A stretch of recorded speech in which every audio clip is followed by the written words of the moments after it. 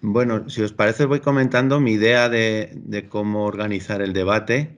ya que estamos en familia casi.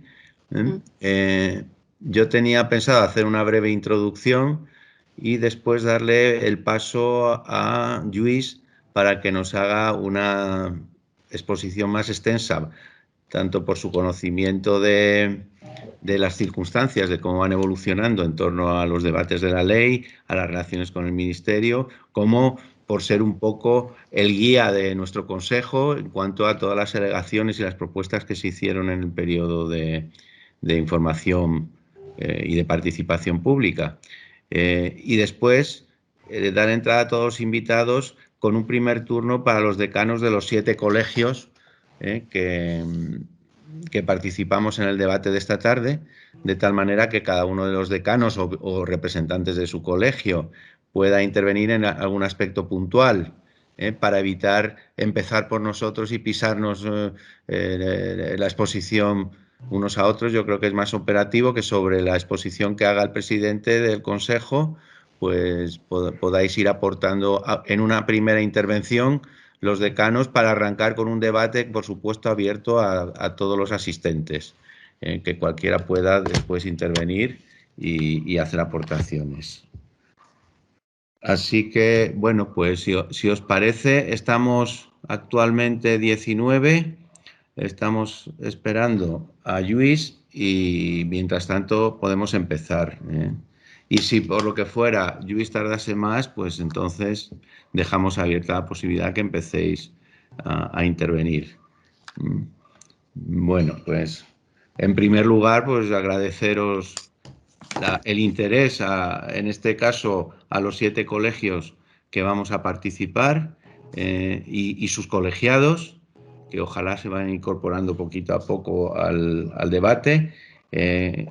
Nombro un poco para que, por si alguno no os habéis dado cuenta, quiénes estamos. Está el Colegio de las Islas Baleares, el Colegio de Castilla-La Mancha, Colegio de León, Colegio de Madrid, Colegio de Ceuta,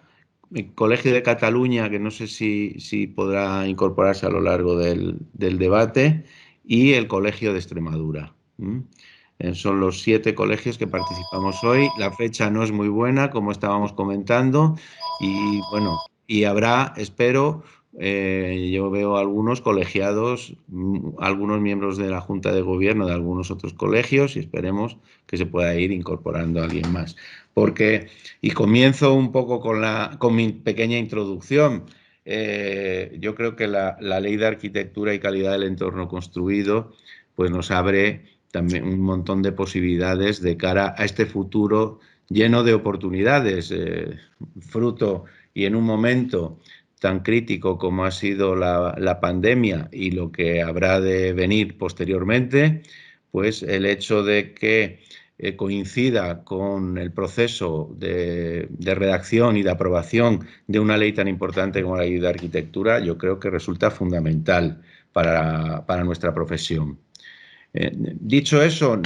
pienso que la ley de arquitectura y calidad del entorno construido, a mi juicio, es un acierto incluso desde la propia denominación, ¿no? Porque yo creo que el hablar de calidad del entorno construido, que nos enlaza un poco con el concepto que venimos defendiendo desde los colegios y el Consejo, de esa Baukultur de la Declaración de Davos, que apuesta por la alta calidad del entorno construido,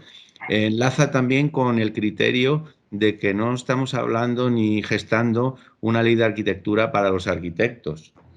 al menos no exclusivamente para los arquitectos, ¿no? Estamos en un proceso legislativo en el cual la ley de arquitectura se ofrece, se abre y participa toda la sociedad en su proceso de redacción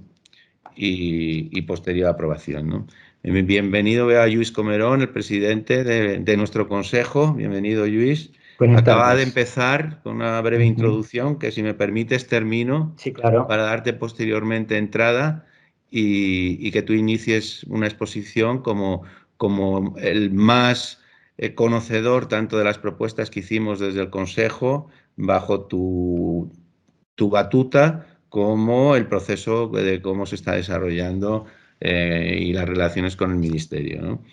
Y decía que no solo la oportunidad de esta ley, sino la importancia de dirigirse un poco hacia toda la sociedad, ¿no?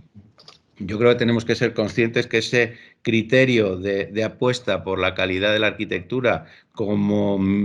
elemento fundamental de la mejora de la vida y del bienestar de todas las personas resulta fundamental, y tenemos que aprovecharlo también para mostrar la importancia de nuestra profesión, de la labor que desarrollan todos los arquitectos, ¿no? Y yo creo que en este momento decía que tenemos una oportunidad única para que confluya esa circunstancia y esa mayor sensibilización de la población hacia este tema, ¿no? Sabéis que se han mantenido unos debates en los que se ha hablado tanto de la calidad como de la difusión de la arquitectura, de estar más cerca, ser menos endogámicos, la protección también de la autoría de las obras en un momento en el que también se están produciendo algunos problemas, y por supuesto, la vinculación con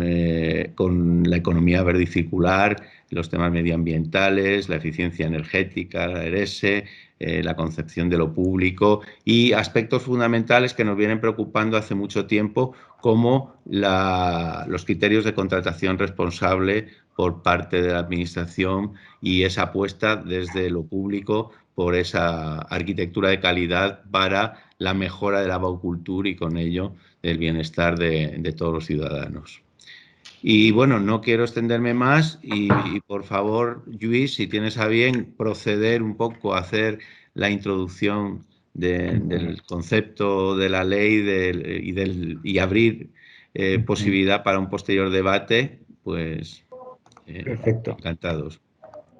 Buenas tardes. Intentaré ser bastante breve haciendo un repaso bastante general de 4 puntos o 4 cuestiones que creo que son claves para entender la ley. Antes, y como cuestión previa, me gustaría plantear, digamos, no tanto la estrategia, sino cómo se ha abordado desde el Consejo. Y eso se resume con una frase o con una afirmación. A día de hoy no hay un texto escrito, ni secreto, ni público sobre la ley. ¿Por qué? Pues porque hemos creído que es necesario entender que proponer una ley significa proponer un proceso de construcción de un texto que debe ser planteado por el Gobierno y posteriormente aprobado por el Parlamento, que debe reflejar cuestiones de amplio espectro y de interés general, y por lo tanto que es un proceso que es mejor impulsarlo desde el Consejo de los Colegios, como hemos hecho, pero de una forma inicialmente abierta, es decir, planteando algunos objetivos, algunos directrices, ejemplos, lo que vamos a ver ahora, pero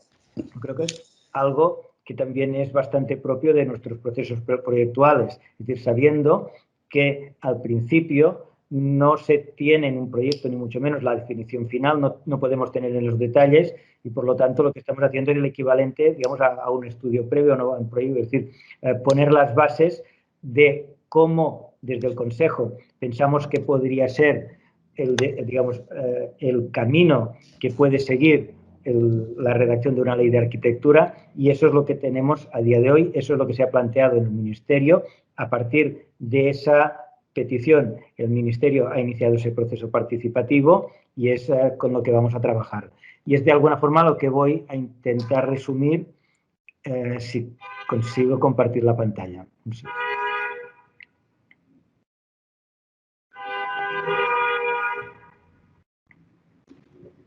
Vale. ¿Ven la pantalla del PowerPoint? Sí. Sí, perfecto. Se ve, Lluís. Sí. Pues un segundo. Vale. Vamos, lo que voy a comentar, ya digo, brevemente, para poder dar paso luego a una ronda de comentarios, preguntas y debate, es esas 4 ideas. La primera son los antecedentes. De forma breve, si se está planteando en estos momentos una ley de arquitectura es porque hay unos antecedentes, porque han sucedido una serie de cuestiones que a día de hoy no solo dan o han ayudado a construir esa idea, sino que han ayudado a construir el entorno conceptual, pero también probablemente social, incluso político, que hace que algo llamado ley de arquitectura, o en este caso ley de arquitectura y calidad del entorno construido, ya digo, se pueda plantear, se pueda recoger por parte del gobierno y sea planteable pensando en esa tramitación. El primer antecedente, creo que es el más relevante seguramente, es, aquí figura como 1997 porque es cuando se revisó, pero originalmente 1977, la primera ley de arquitectura en Francia. Como digo, es seguramente el antecedente más lejano, pero más sólido, el cimiento básico de la ley que hemos impulsado, que se ha planteado en estos momentos. Lo es no solo porque fue la primera ley de arquitectura como tal, con ese tipo de contenidos, sino porque además dentro de su contenido, la parte fundamental de su contenido ha sido probablemente el germen de muchas de las iniciativas que vamos a ver a continuación y también, de alguna forma, es el germen o el núcleo de la propuesta de ley de arquitectura que hemos impulsado desde el Consejo. ¿Cuál es ese germen? Es una de sus prescripciones. En esa ley se establece, y cito de memoria, pero se establece que la creación arquitectónica, la calidad de la edificación, la adecuación, la correcta adecuación al entorno, la preservación o la protección de los paisajes urbano y natural, la protección del patrimonio, revisten interés general. Y esa idea,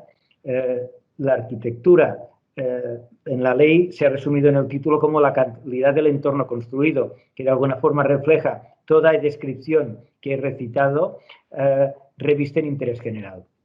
Esa es lo más importante, es la gran aportación de la ley francesa y, como digo, es seguramente la clave que va circulando por todos esos antecedentes y la que recogemos en esa propuesta de ley de arquitectura. Esa idea de que reviste interés general. Es decir,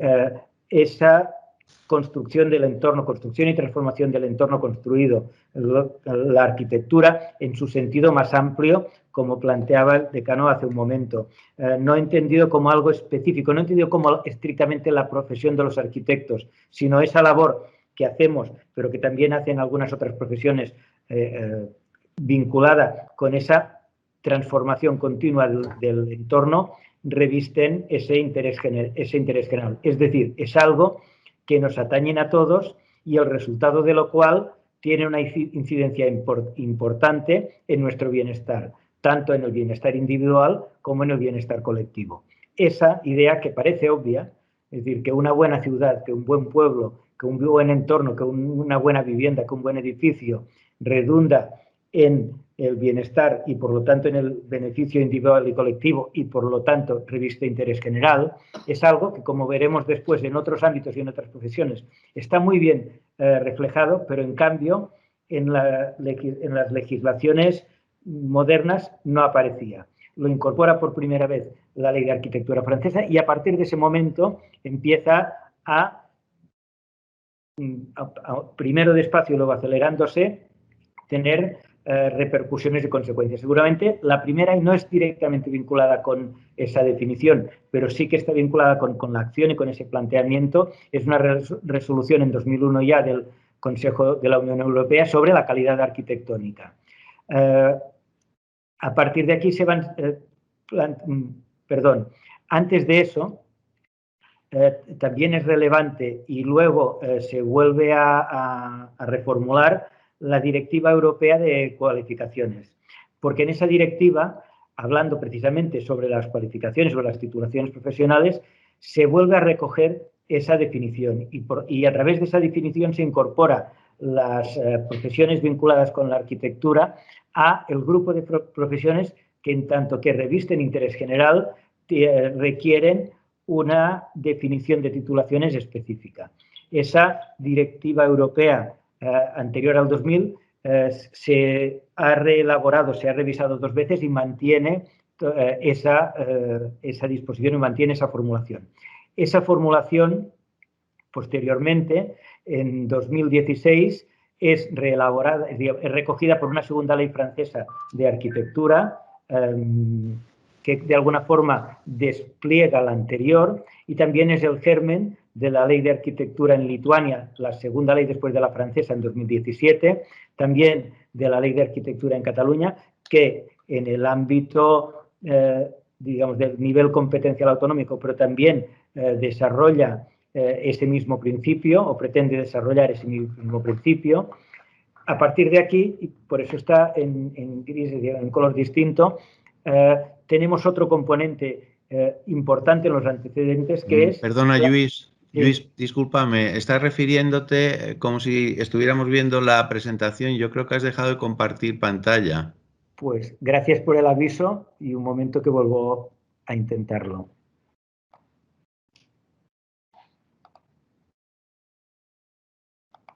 Segundo intento.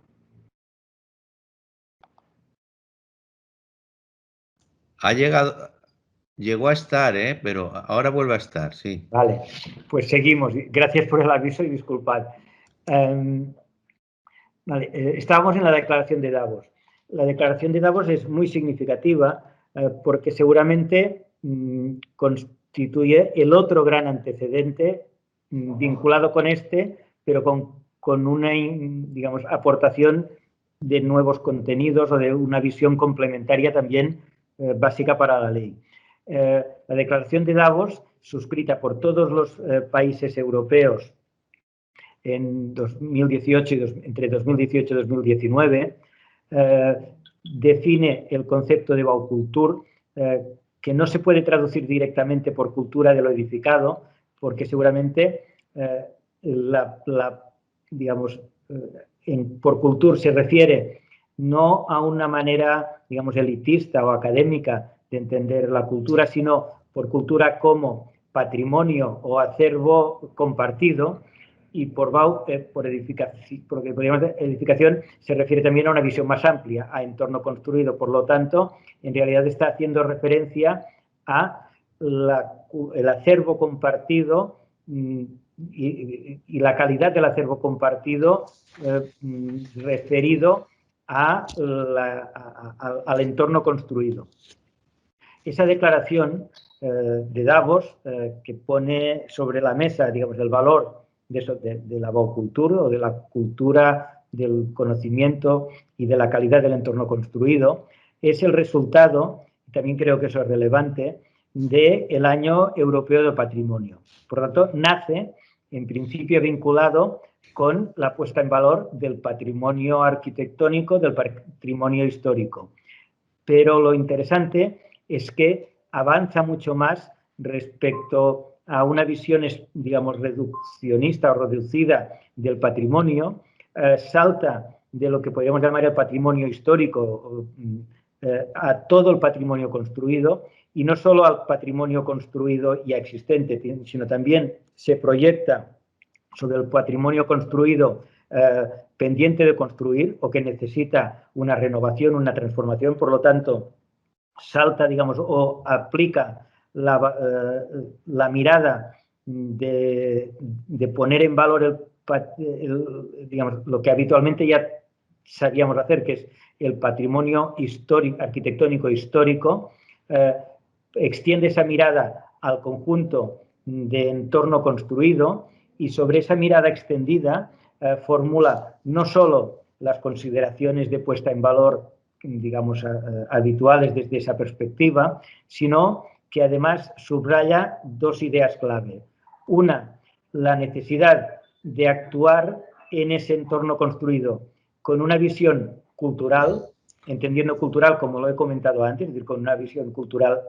amplia, y por otro lado, y lo dice también textualmente, con una visión holística, es decir, no con una visión especializada, sino con esa mirada global que requiere cualquier actuación, cualquier intervención, cualquier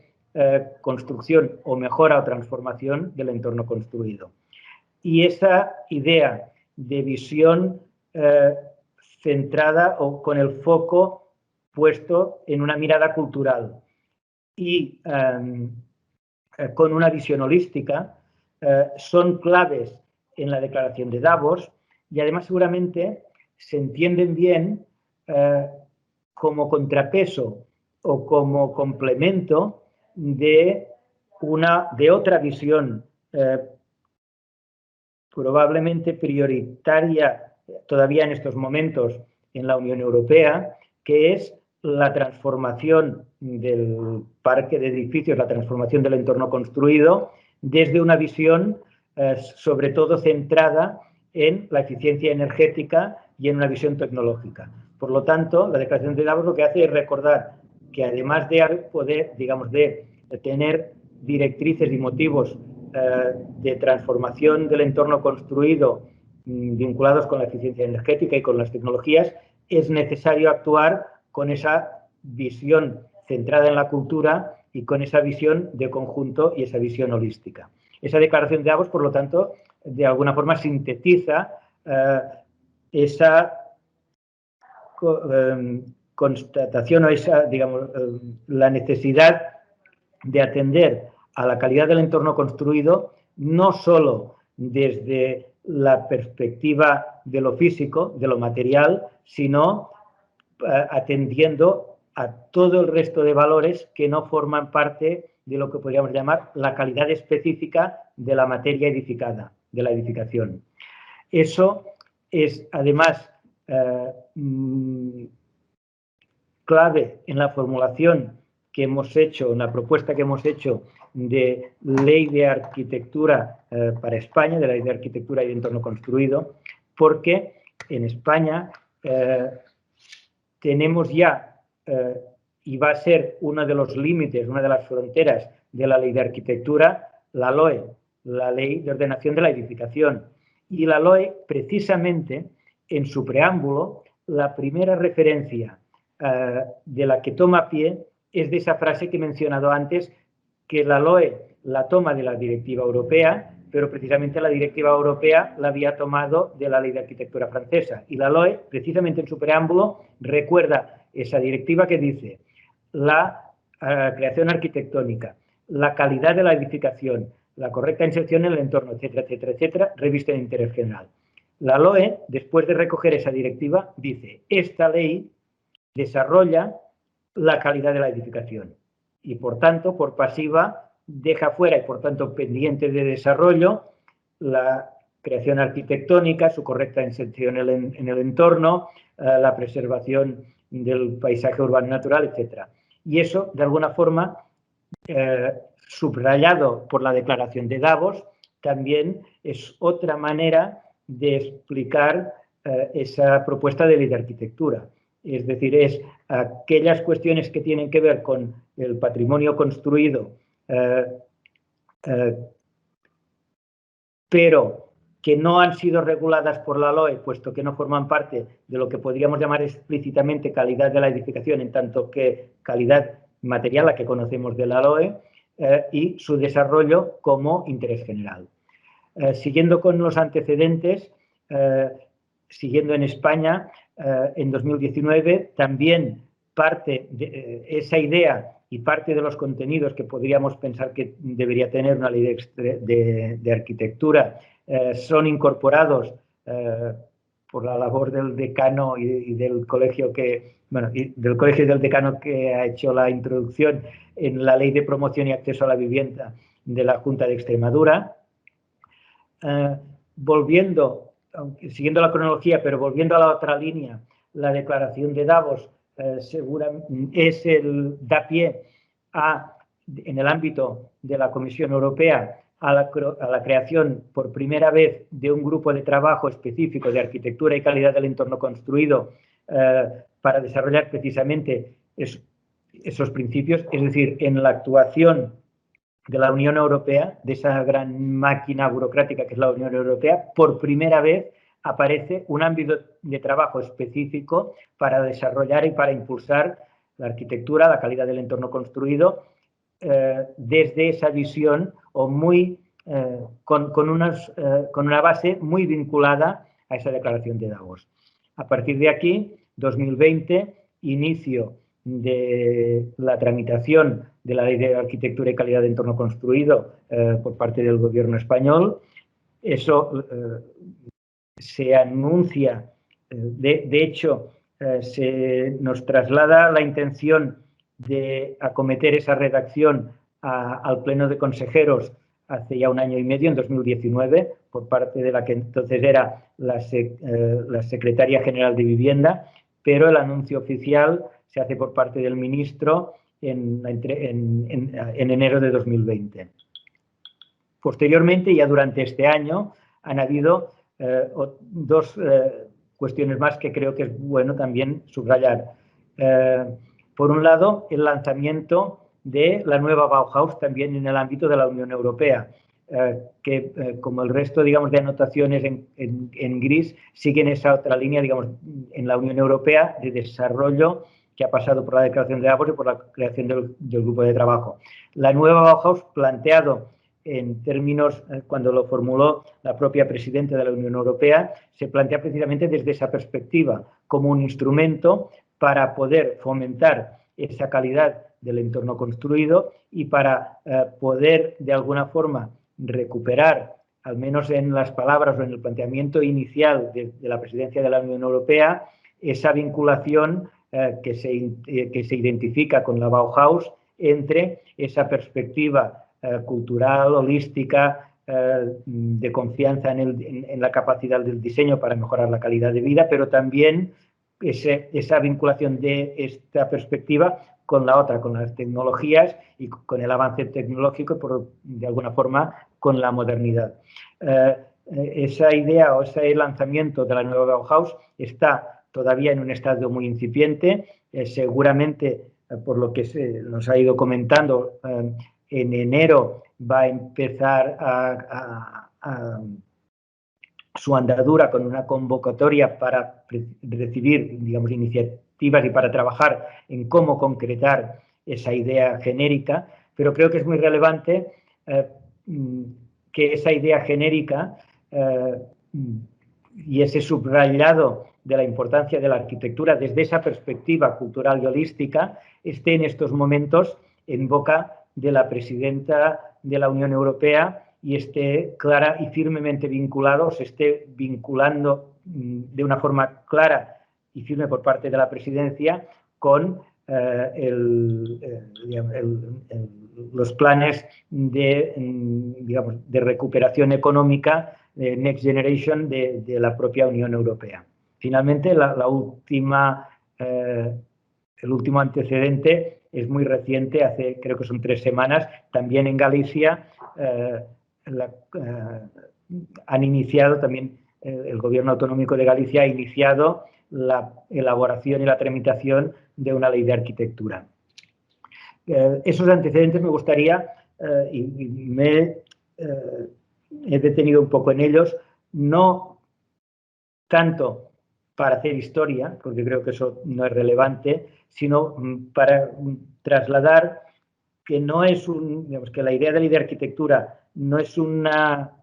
ocurrencia, es algo que tiene raíces sólidas desde hace más de 20 años, que se está elaborando, que ha ido desarrollando y de alguna forma madurando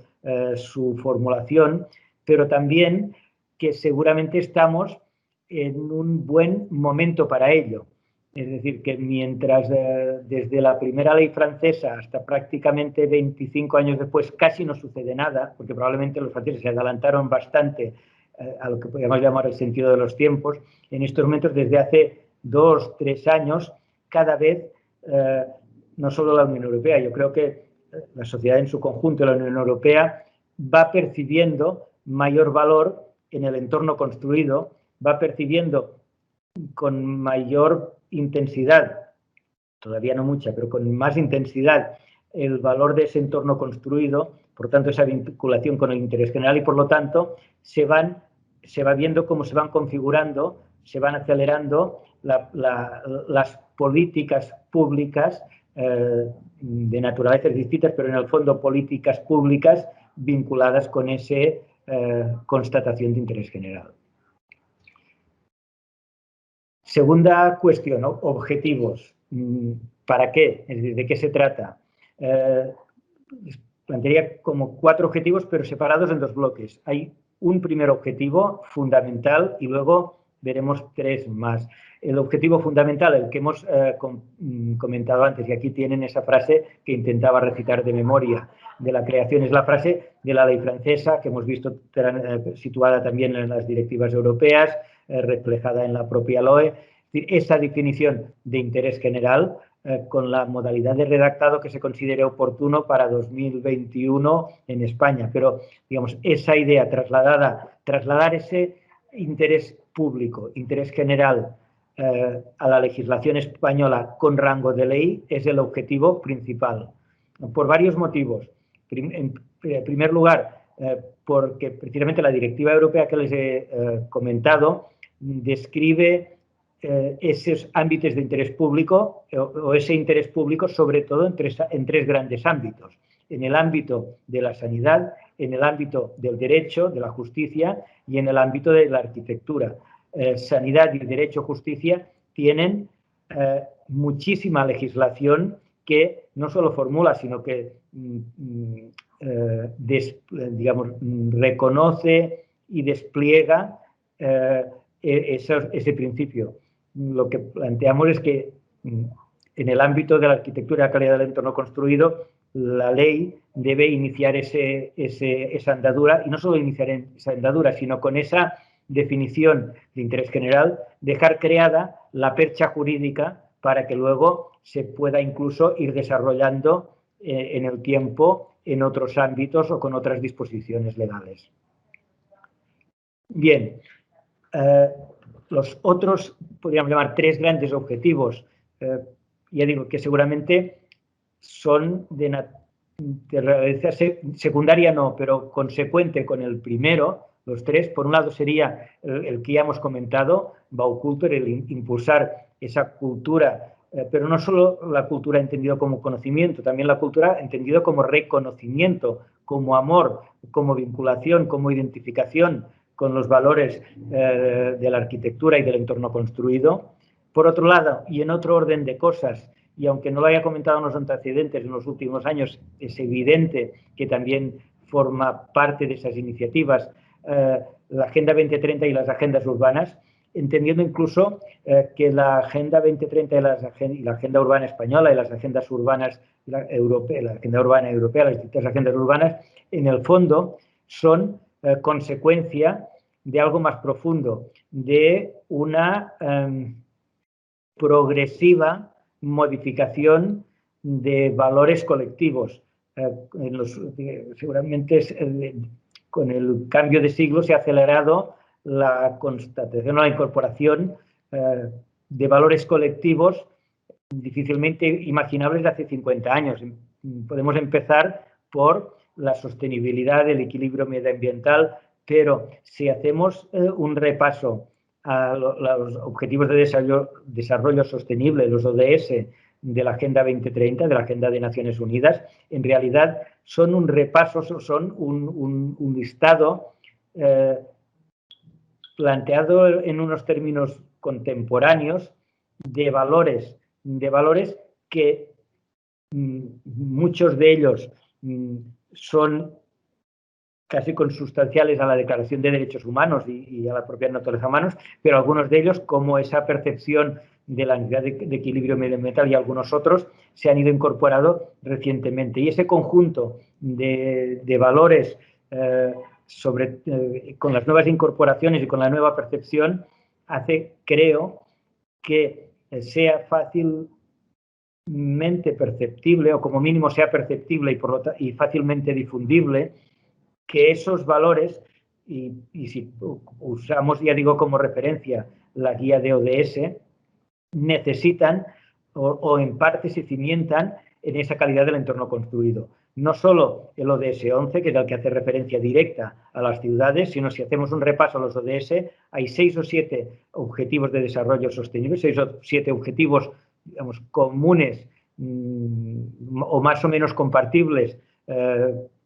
globalmente, que difícilmente o que no se van a alcanzar sin una transformación, sin una mejora, sin garantizar, o que no se podrán garantizar sin garantizar una buena calidad de las ciudades, de los pueblos, de los territorios, es decir, una buena calidad del entorno construido. Y el otro objetivo, el cuarto, ya digamos más concreto, vinculado con los otros, pero seguramente con cuerpo propio, es la necesidad de impulsar la rehabilitación, renovación y regeneración urbana. Eso es una necesidad probablemente secundaria en una mirada global, pensando en continentes como África, Asia, sobre todo el sudeste asiático, que están en claro crecimiento, pero en Europa la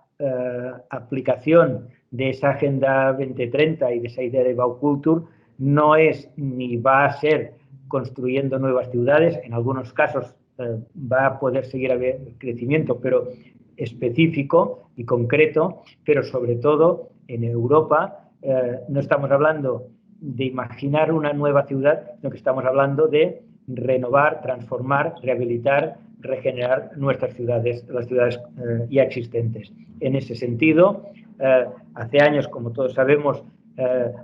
ya se planteó una iniciativa legislativa, la ley famosa de las 3 R's, luego refundida con la ley del suelo, la ley de rehabilitación, renovación y regeneración urbana, donde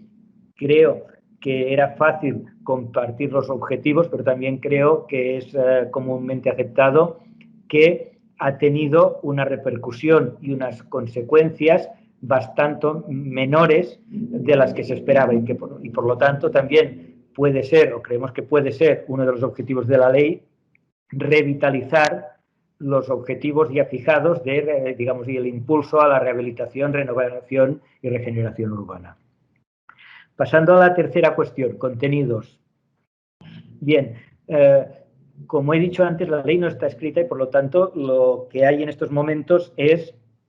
la recogida de ideas, de iniciativas, es decir, de contenidos posibles. Y para los contenidos, lo que vamos a ver ahora no es tanto una descripción, sino, de alguna forma, un análisis de los contenidos posibles con 2 aproximaciones. Esta primera, la que estamos viendo en esta imagen, que no son diapositivas, en esta imagen, es una manera de describir los contenidos posibles de la ley desde una perspectiva estructural, es decir, de la estructura de la propia ley, podríamos decir, de los niveles que pueden componer esta ley. En un primer lugar, pensamos en un primer nivel básico, los cimientos, que es precisamente el objeto de la ley y las definiciones. Y el objeto es precisamente lo que hemos estado comentando, es decir, la consideración de interés general de la arquitectura y la calidad del entorno construido. Por lo tanto, en el punto 1 estaría ese contenido nuclear fundamental, que es el reconocimiento de interés general, y aquellas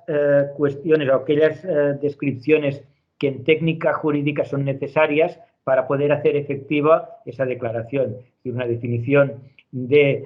alcance, de contenido y las caracterizaciones y descripciones o definiciones necesarias para su eficacia jurídica. Un segundo nivel podríamos describirlo como aquellas disposiciones que tienen que ver con el fomento, impulso y difusión y conocimiento del objeto de la ley, de la arquitectura y la calidad de entorno construido. Son disposiciones que normalmente se describen como de fomento e impulso, es decir, de impulsar que suceda. En este grupo de contenidos pueden haber disposiciones genéricas o bien incluso disposiciones concretas como, y se ha comentado, luego lo vemos en los debates que ya se han producido, pues la creación de un centro, de una casa, es decir, de un instrumento del Estado para difundir y para promover la calidad del entorno construido y de alguna forma estaríamos en ese nivel describiendo disposiciones centradas en el ámbito, no solo en el ámbito competencial del Ministerio del MITMA, del Ministerio de Movilidad Transporte y Agenda Urbana, sino incluso de la Dirección General de Arquitectura y Agenda Urbana, es decir, de eso, del núcleo de la ley y su fomento. Mientras que en el tercer nivel pensamos en disposiciones que, a partir de la definición de interés general, inciden y despliegan o complementan normativas ya existentes de ámbito sectorial, es decir, que no están orientadas específicamente a la arquitectura y la calidad del entorno construido como la propia ley, sino que ya existiendo y estando orientadas a otros objetivos, deberían reflejar o deberían adaptarse o deberían incorporar preceptos para ser compatibles con esa declaración de interés general. El ejemplo más claro de ese ámbito es la Ley de Contratos Públicos del Estado, la Ley de Contratación. Entendemos que desde la ley de Arquitectura debería incorporar artículos que, no modificando, pero sí complementando la Ley de Contratos del sector público, faciliten que su aplicación esté orientada no solo a los objetivos de esa propia ley, que se deben respetar porque además provienen de la directiva europea, pero que en realidad son dos. No es solo la contratación y el precio, sino también la calidad, y tanto la directiva europea como la propia ley española lo reflejan, y por lo tanto, a partir de eso y de esa definición de interés general, desplegar, como digo, preceptos para que, incorporados o sumados a la ley actual de contratos, mejoren las condiciones en las que se realizan los concursos públicos de arquitectura en esa dirección, es decir, en que persigan que el resultado de esas licitaciones garantice, o como mínimo, garantice un procedimiento orientado a que el resultado final, es decir, el edificio final, sea el mejor posible respecto a esa prescripción, es decir, sea el mejor posible pensando en el valor público, en el interés general que reviste esa construcción, esa edificación. En ese ámbito pueden haber, no solo entraríamos en ese ámbito, sino, como ya he comentado antes también, en el ámbito de la rehabilitación, renovación, regeneración urbana, y hay otros ámbitos ya desarrollados específicamente, pero que también, a partir o a la luz de esa definición de interés general, también deberían incorporar prescripciones específicas. Los contenidos también podríamos mirarlos de otro punto de vista, es decir, no estructuralmente, como he hecho hasta ahora, sino por ámbitos. Y en cuanto a los ámbitos, se pueden clasificar de muchas maneras. Seguro que la taxonomía de los contenidos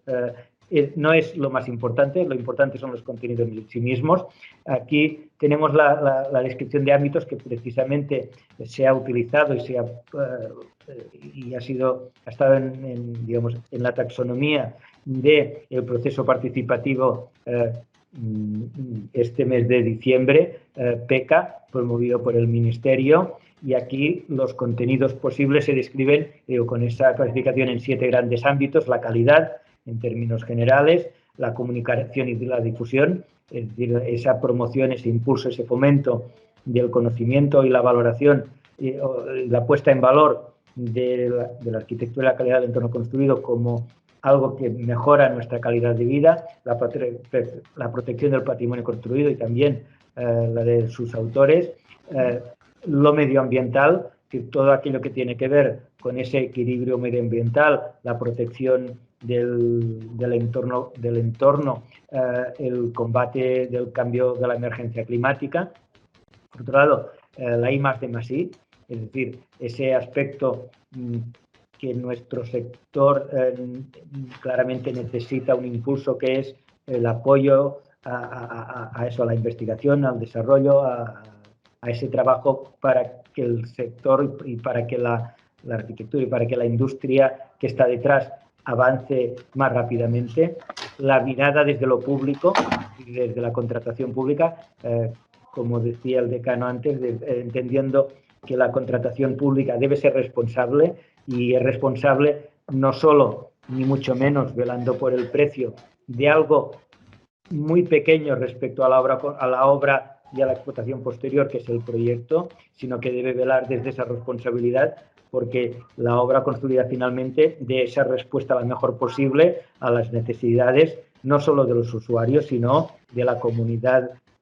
que va a ser la propietaria de ese equipamiento público, y además no solo en el momento de su construcción, sino durante todo el ciclo de vida, durante las 2, 3, N generaciones que van a tener, que deberían poder disfrutar plenamente de los beneficios de esa inversión colectiva que representa una acción de inversión en equipamientos o en renovación, en transformación de equipamiento público. Finalmente, lo internacional, ese ámbito que también está poco apoyado de la proyección, o que puede estar mejor apoyado de la difusión, de la promoción internacional de la arquitectura. Bien, y ya para terminar, la cuarta cuestión que quería comentarles es la hoja de ruta. Se ha comentado también un poco por encima, voy a repasar muy rápido, es decir, la hoja de ruta que nos puede llevar a tener esa ley. Como primer punto hemos puesto, es decir, las primeras propuestas del Consejo. El Consejo Superior de Colegios de Arquitectos de España está proponiendo esa iniciativa de ley de arquitectura desde hace bastantes años. Hubo una primera propuesta, un primer labor de impulso de propuesta que incluso terminó en una propuesta concreta hace unos años. Hemos retomado esa iniciativa, o hemos mantenido esa iniciativa con ese formato que les estoy trasladando hoy, quizás más abierto, pero creemos que firme y suficientemente sólido para que sirva de arranque a ese proceso. En enero de este año, como les decía, el Ministerio, en concreto el ministro, anunció públicamente en la entrega del Premio Nacional de Arquitectura a Manolo Gallego el compromiso y la intención del Ministerio de iniciar ese proceso que se lanza oficialmente con la convocatoria de participación pública en julio de este año. Desde finales de noviembre y durante el mes de diciembre se han producido, salto al 5, el proceso participativo PECA, impulsado por el Ministerio, como trámite también oficial de proceso participativo y colaborativo previo a la redacción.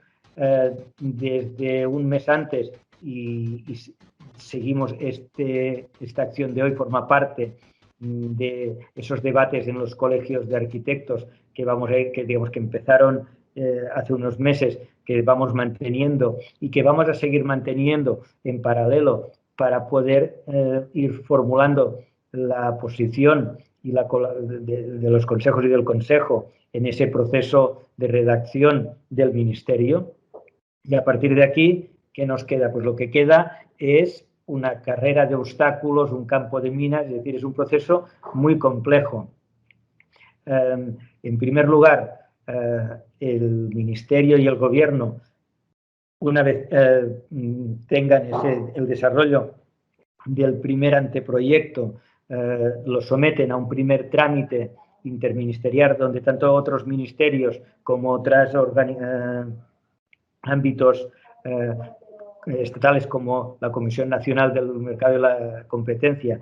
van a intervenir y pueden opinar, y eso es un trámite preceptivo previo antes de la aprobación del anteproyecto por Consejo de Ministros, es decir, cuando podamos disponer de un anteproyecto aprobado por Consejo de Ministros, no solo se habrá redactado, sino ya habrá mantenido ese trámite que a veces es complejo y difícil, especialmente si pensamos en esos ámbitos de lo que yo he descrito como el tercer nivel, el nivel de despliegue del principio general en ámbitos sectoriales. Son ámbitos donde en algunos casos el titular es el ministerio, el MITMA, pero en otros casos hay otros ministerios con titularidad compartida o específica en esos ámbitos, y por lo tanto esa labor de elaboración y presentación del anteproyecto ya no va a ser, digamos, ya tiene esos puntos de complejidad. Una vez aprobado un anteproyecto de ley, pasa otra vez o es sometido a otro proceso abierto de presentación de enmiendas, y una vez y después de ese proceso de presentación de enmiendas, con las enmiendas que se hayan recibido, el Ministerio debería elaborar un proyecto de ley ya final, que también después de un proceso en el ámbito del Gobierno pudiese ser aprobado en Consejo de Ministros. Y una vez llegado aquí, termina la primera etapa, pero empieza la segunda, que es la tramitación en el Parlamento. Y la tramitación de una ley en el Parlamento, a no ser que sea una tramitación de urgencia, y la ley de arquitectura de calidad interno construido en principio no es difícil imaginar que sea candidata a tramitación de urgencia, con la tramitación ordinaria es una tramitación también laboriosa porque requiere pues, la discusión del texto en la comisión parlamentaria correspondiente, la formación de criterio de los distintos partidos, todo eso que normalmente no es, digamos, no forma parte de lo que se percibe públicamente, digamos, requiere también su tiempo, es una labor también difícil. Será necesario para que la ley salga adelante, que reciba los apoyos suficientes en el Parlamento. Por tanto, durante este proceso también el Gobierno deberá, y yo creo que todos vamos a intentar apoyar a que se pueda construir los máximos apoyos posibles en el Parlamento para que, si todo eso sucede bien o sucede adecuadamente, finalmente se pueda aprobar y reciba esa aprobación definitiva. Con eso termino esa descripción, ya digo, por encima no del contenido, sino de esos 4 aspectos de la ley: antecedentes, objetivos, contenidos y hoja de ruta. Y creo que lo mejor es que ahora podamos compartir un diálogo y las intervenciones y las preguntas y respuestas para precisamente ir no solo entendiendo, comprendiendo todos qué puede ser la ley, sino construyendo entre todos las propuestas de lo que podría ser la mejor ley posible. Muy bien, muchas gracias, presidente Lluís, por esta exposición y por el reflejo de la situación.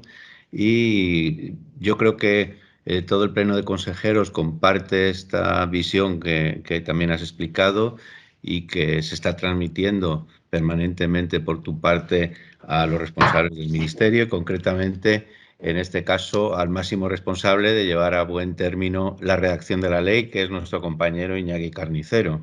Y, no obstante, aunque todos los consejeros compartimos esa visión, sí creo que sería interesante comenzar la participación ahora en el debate por los decanos, de manera que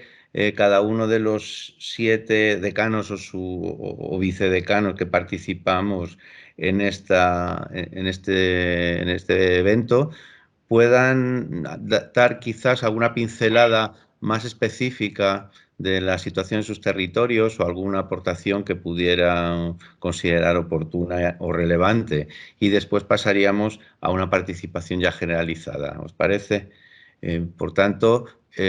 si os parece bien, voy a dar la palabra por el orden que aparece en la convocatoria, y Marta Vallosera, decana de Islas Baleares, si te parece hacer algún comentario, por favor. Sí, hola, buenas tardes a todos. Bueno, yo un poco lo que hemos ido hablando en el Pleno, en la mesa de consejeros, la importancia y la relevancia de esta ley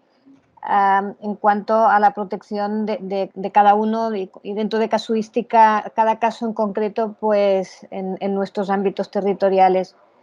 En Baleares, por ejemplo, entendemos que es un tema prioritario por el hecho de ser un territorio limitado en cuanto tanto en cuanto a tamaño, en cuanto a recursos, la importancia de preservarlo, la importancia de que estos valores culturales y estos valores paisajísticos y del entorno construido pues se preserven de la mayor manera posible. Y ahí un poco quizás hacer la reflexión sobre la importancia o el papel ejemplarizante que deberían tener las administraciones públicas en ese sentido, tanto por el tema de preservar y casi tomar como suyo ese liderazgo en cuanto a la calidad de la arquitectura y del entorno, pero también en la importancia que tiene que tengan un papel también de liderazgo en cuanto a la comunicación y la difusión y la manera de transmitir esos valores a la sociedad en general. Ya digo, desde nuestro ámbito territorial lo consideramos básico y muy importante el fomentar y el lanzar esta iniciativa. Muchas gracias, Marta. Muy interesante el poner sobre la mesa ese papel ejemplarizante que va más allá de esa contratación responsable y que introduces esa posibilidad de participar activamente en la difusión, ¿no?, de estos conceptos y como garantes de ese bienestar que perseguimos todos de los ciudadanos. Y paso la palabra a Elena Guijarro del Colegio de Castilla-La Mancha para que también nos dé unas pinceladas desde su perspectiva. Sí. Bueno, buenas tardes a todos y bueno, pues es un poco lo que dice Marta. Todo lo que hemos estado viendo en las reuniones del Consejo,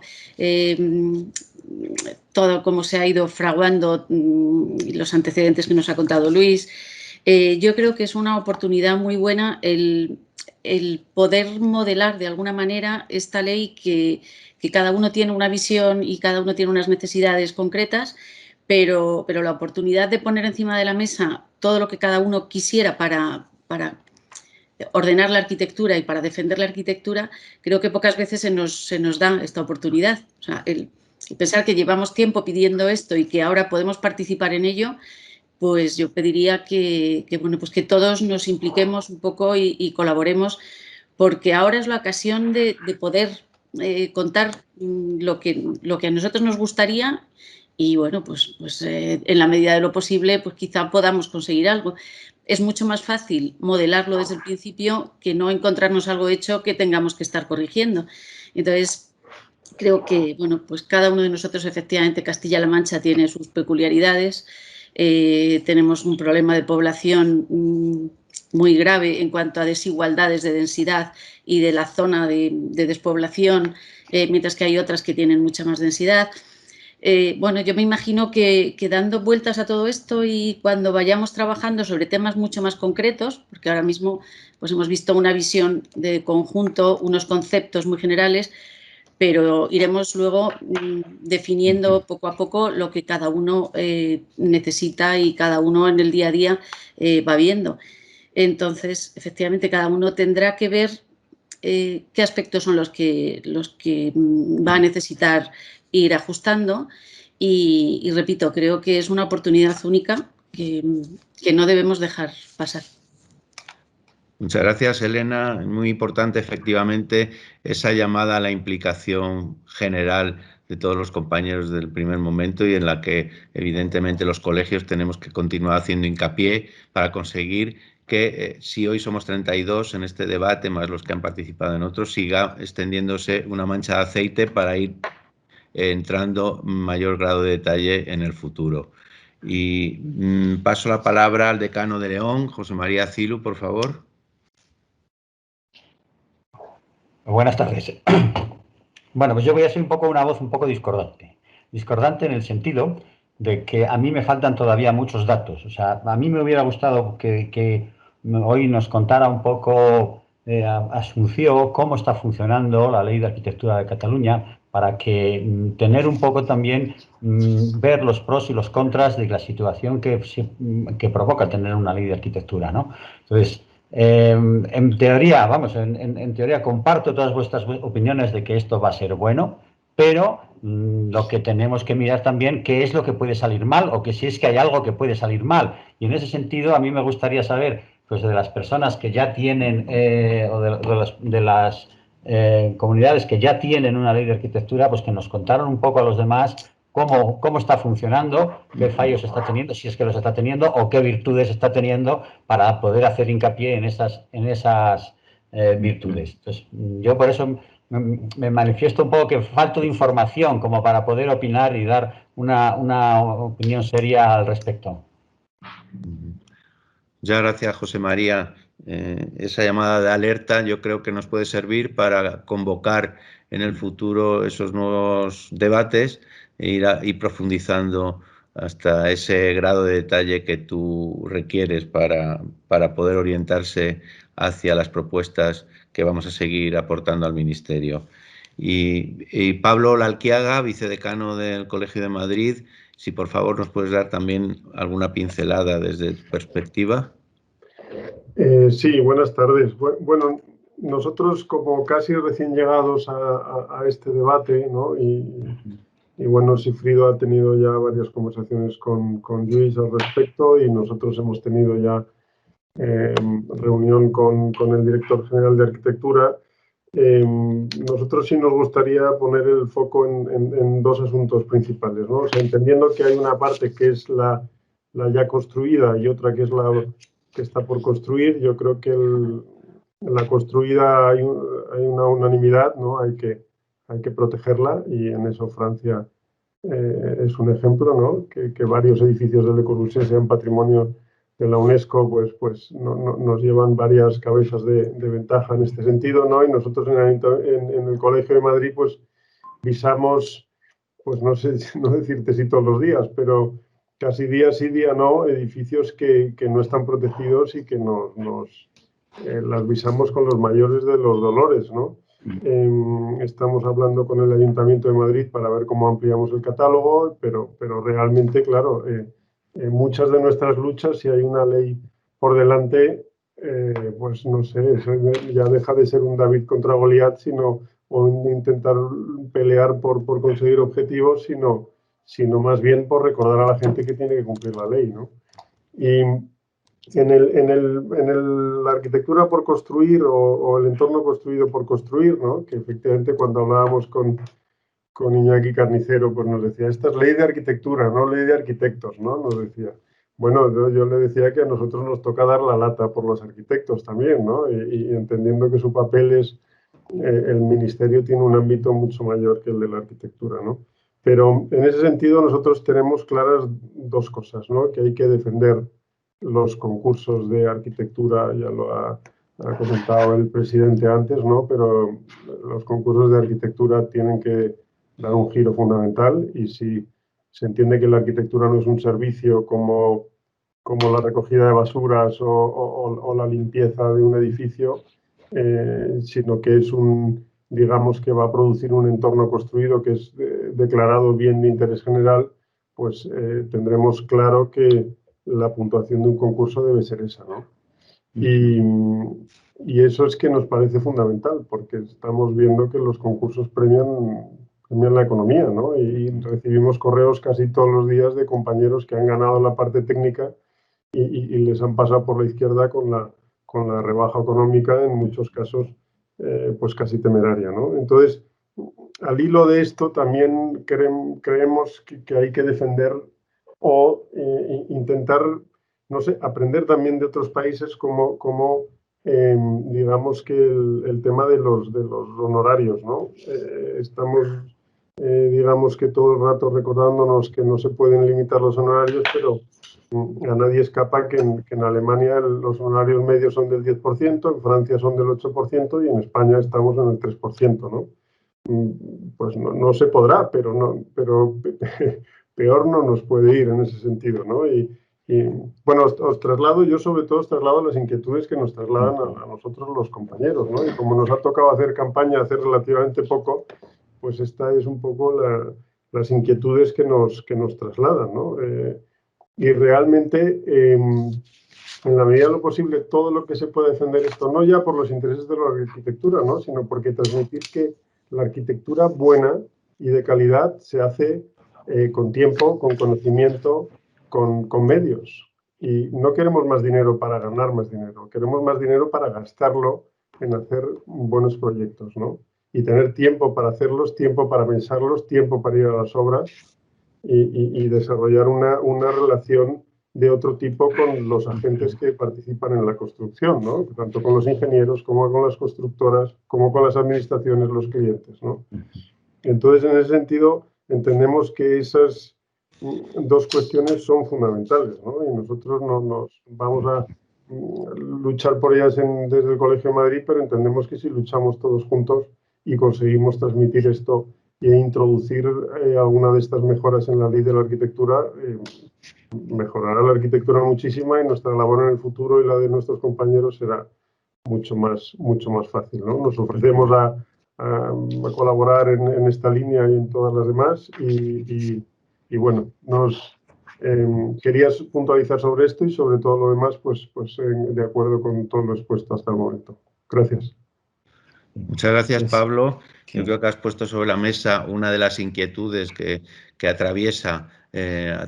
todos los territorios, a todos los compañeros arquitectos, pero además lo has puesto con un enfoque que yo creo que se alinea perfectamente con esa búsqueda de la calidad, de la alta calidad de la arquitectura y del entorno construido, ¿no? La búsqueda de tiempo y de dedicación y de tanto al proyecto como a la obra a partir de unos honorarios retribuidos justamente. Y bueno, yo creo ese enfoque alineado con la perspectiva de la ley y con el concepto que planteaba antes Lluís de la contratación responsable, yo creo que debe ser uno de los objetivos también a perseguir durante el desarrollo de las aportaciones que podamos hacer los arquitectos, independientemente de la legislación vigente que impide determinadas cuestiones, ¿no? Pero bueno, a ver si somos capaces de ir toreando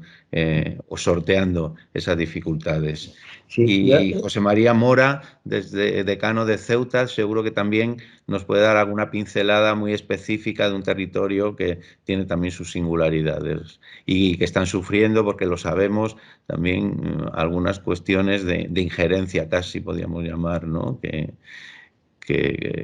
José María a lo mejor nos puede aportar conocimiento sobre el particular. Sí, tanta demanda tenemos que ante nuestra incapacidad legislativa precisamente necesitamos de estas leyes para que, digamos, para que se actualice la norma legislativa que puede incidir en las ciudades autónomas. Entiendo que Melilla también tendría este parecer cuando participó. Yo quería hacer tres puntualizaciones o tres llamamientos, ¿no? Uno es, como ha dicho, quiero recordar Elena, el momento de oportunidad, que ya hacía falta adaptar y hacer nuestro un texto legal de toda nuestra labor, ¿no? Creo que parece que las instituciones al más alto nivel ya tienen conciencia de lo que toda la ciudadanía vive 24/7, con el urbanismo, la calidad del entorno y al fin y al cabo la arquitectura. Creo que es también un momento de obligación y es una oportunidad de mejorar, tomar nota aquí o perfilar aquella legislación que compete en nuestra profesión. Se ha hablado de la contratación pública responsable, incluso los tiempos. Ya decía Siza que en España le llamaba la atención que se premiara la rapidez con la que se elaboran los proyectos, y precisamente lo que conducía a eso era a duplicar los gastos y a que los tiempos de ejecución pues se alargaran hasta en tiempos indeterminados, ¿no? Incidir en los honorarios, en la protección del patrimonio y la nuestra, ¿no? El respaldo social, la responsabilidad civil. Creo que es momento de ir perfilando si puede ser a partir de esta nueva ley, con todos los fallos que hemos ido encontrando en nuestra labor, pues quizás se pueden ir adaptando o mejorando. Y por último, creo que hacer una advertencia, una señal de advertencia y llamamiento a la administración. Creo que ahora, una vez que se apruebe, ojalá, los colegios debemos de ser aún más, si cabe, pesados o participar aún más para que la administración se tome esta ley en serio y la aplique.